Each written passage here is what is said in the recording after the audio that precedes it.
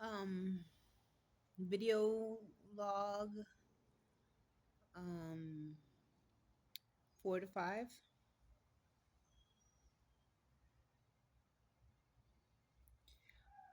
Um, no longer homeless.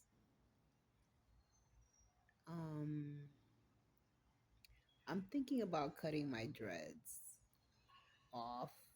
I would regret it, so I don't do it, but I want to like shave all of this. But it's too butch for a girl like me. I'm too testosterone to go butch. To go anywhere near butchdom. Um, I was just at the office and they gave me a phone number and it's for New Jersey child welfare. Um, when I lost my child, my infant, I lost the will to live. I mean, it it was bad enough losing Nicholas. I mean, I have these. When he put me under hypnosis, I punched him in the face. And it just wasn't the same after that because we were talking about the presidency and rebuilding mega structures globally, and bringing all the millionaires to Puerto Rico. But 9/11 happened, and then I gave birth in 2013. So in 2013, in the birth, I was giving birth in emergency, and Chris showed up. I mean, I'm bugging out, but Chris was there, and so was Bryson. And they held me upside down. They were talking about smoking cigars, and Nicholas fainted in the operating room, but he did it so funny. And my sister was there, but she was like trying to get me to push. She was putting her hands on my head, and I was like, get off of me. So I never, I've never forgiven her for a lot of shit. And the other day, I was sitting there in the kitchen and I was like, wow, I think I forgive her, today because, sexual inappropriate stuff that she had done to me, cruel shit, like mean stuff she did to me as a kid and as an adult,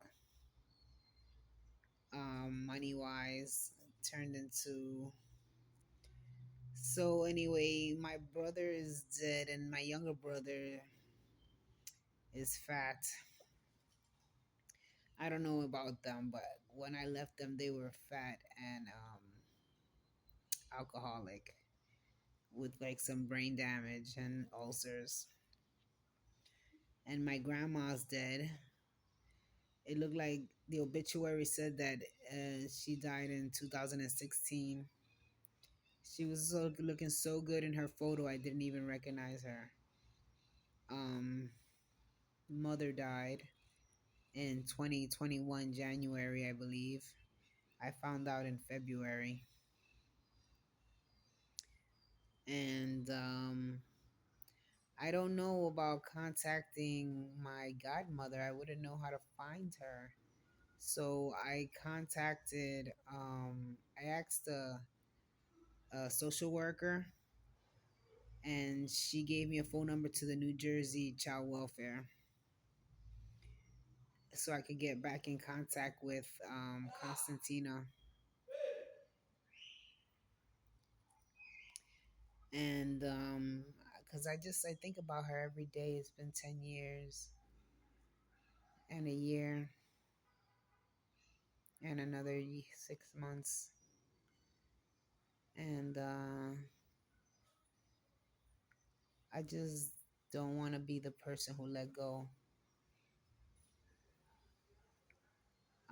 Even if it is bothersome to her, I was thinking maybe I should let her calm down, but you just don't know how those kids are surviving. I'm assuming she's in the best possible position in her life because she was born opposite to me. I gave birth to an opposition species, so we'll always be at odds with each other.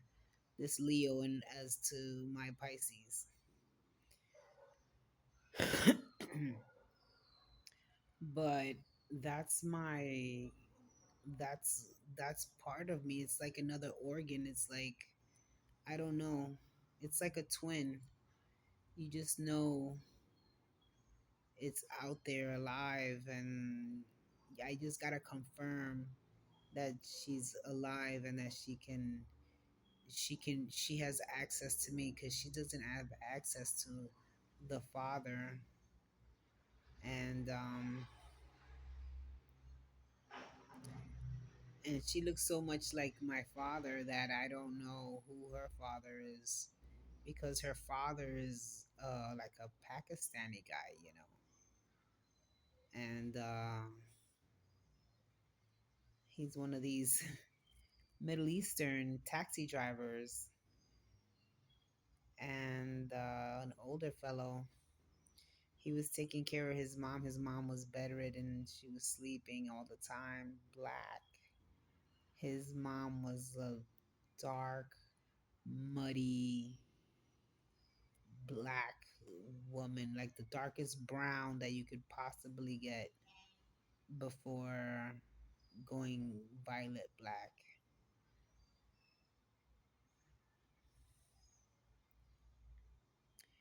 And she was so white.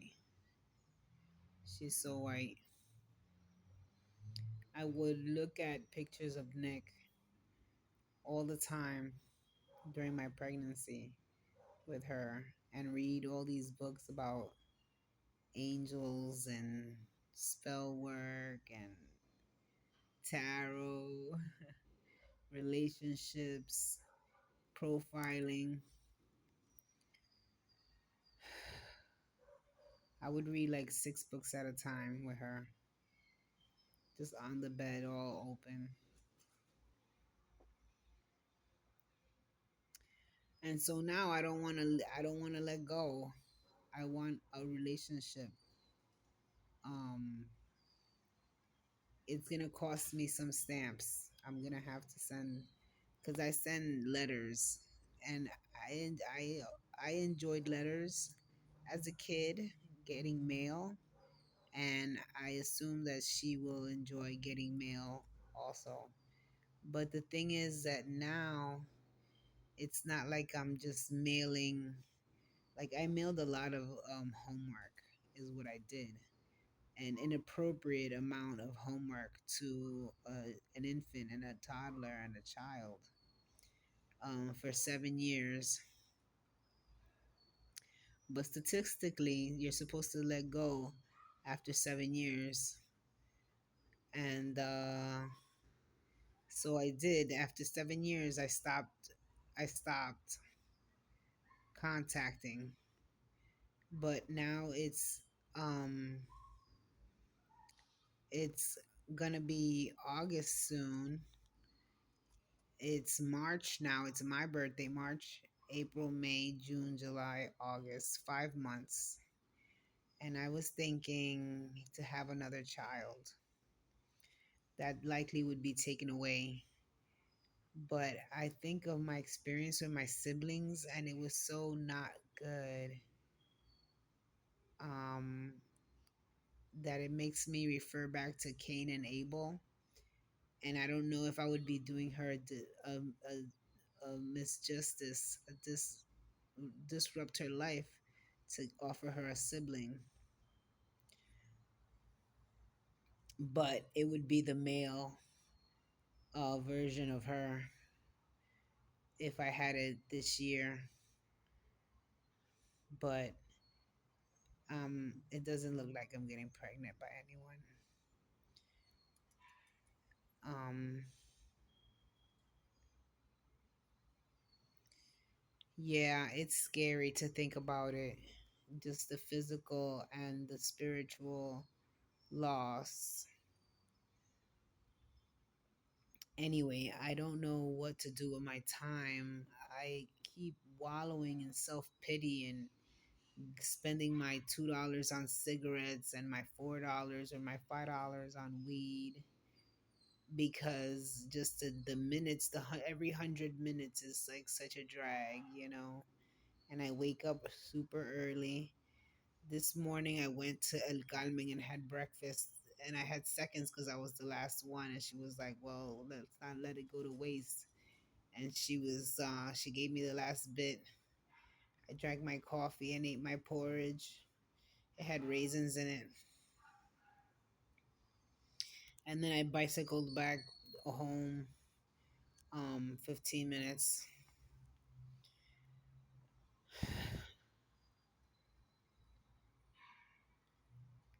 I'm reading the driver's manual, and it is a drag.